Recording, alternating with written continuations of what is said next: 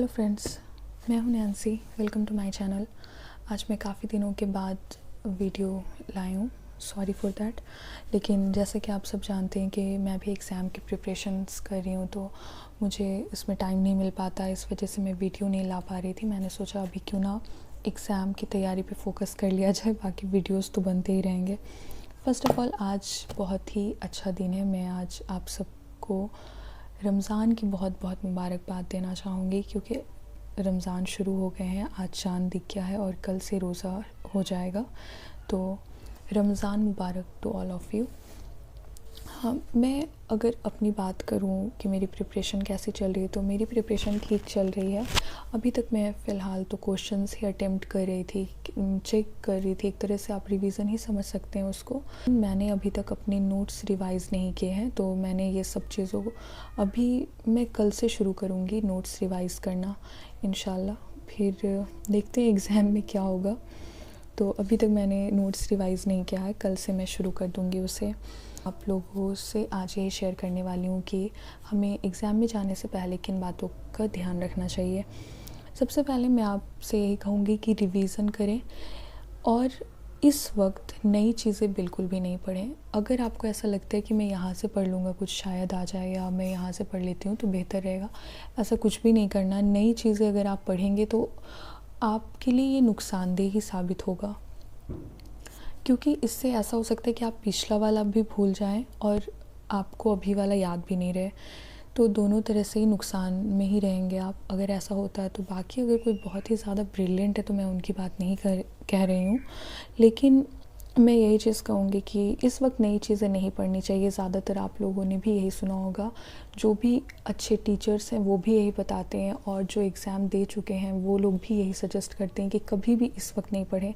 और जब आप खुद भी गौर करेंगे इस चीज़ पर, तो मुझे भी सही नहीं लगता है कि मैं लास्ट मोमेंट पे कुछ भी नया पढ़ के जाऊँ, ताकि मुझे पता चला उससे हेल्प क्या होगा और उल्टा नुकसान ही हो जाता है उससे। तो मैं उस चीज़ के लिए आप लोगों को मना करूँगी कि नई चीज़ें आप लोग नहीं पढ़ें। इसके बाद में एक जो सबसे ज़्यादा इम्पॉर्टेंट चीज़ है, जो स्टूडेंट मिस कर देते हैं, या कोई भी जो एस्पिरेंट्स होते हैं वो इस चीज़ पे ध्यान नहीं देते हैं पढ़ाई के दौरान, आपको नींद बहुत ही अच्छे से लेना है। ऐसा नहीं करना है कि आप नींद पर ध्यान नहीं दें, आप नींद अच्छे से लें। और ज़्यादा इस वक्त आप चाय कॉफ़ी ना पिएं तो बेहतर होगा आपके लिए।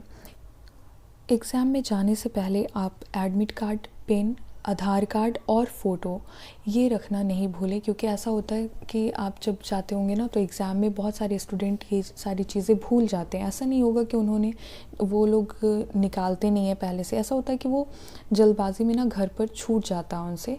तो आप इन सारी चीज़ों को देख कर जाएँ, दोबारा रीचेक करना नहीं भूलें। अगर आप निकाल कर रखते हैं तो आप उसे दोबारा देखें, और आपको एडमिट कार्ड, पेन, आधार कार्ड और अपनी फ़ोटोज़, और एडमिट कार्ड का आप 2 फ़ोटोकॉपी रख लें तो ज़्यादा बेहतर होगा, क्योंकि अगर बच जाता तो वो आपके पास रह जाएगा, लेकिन अगर वहाँ पे एक भी छूट गया तो वो आपको फिर परेशानी होगी वहाँ पे। तो इससे बेहतर है कि आप पहले से ही उसका इंतज़ाम कर लें।